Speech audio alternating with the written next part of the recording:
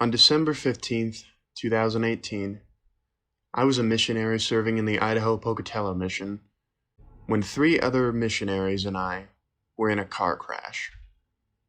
None of us were hurt, but it was quite an experience. I was serving in the Idaho Pocatello mission from February 2018 to February 2020. This was 10 months into the mission when this happened. I was on exchanges that day, and so were a couple of other elders. There were 4 of us all together, and we were just driving around deciding on where to go for lunch. And before we actually went to lunch, we went to Jamba Juice.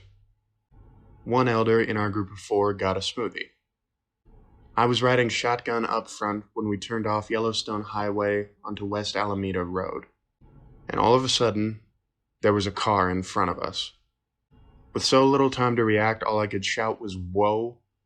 But the driver didn't have time to dodge the car coming down Wilson Avenue that had pulled out in front of us. We hit the car hard, and for the next few seconds, we couldn't see much. The airbags went off, throwing dust into the car, making it hard to see. When the car finally came to a stop, which was several seconds later, I was afraid that my door might be pinned. It was the one that had been closest to the other vehicle. I opened it and stepped out.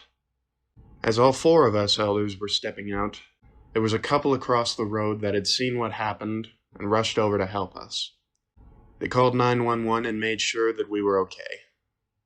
As I look back, we realized that not only was our car not pinned to the other one, but after the collision had gone across 4 lanes of traffic, up the curb, and was on the grass on the other side of the road.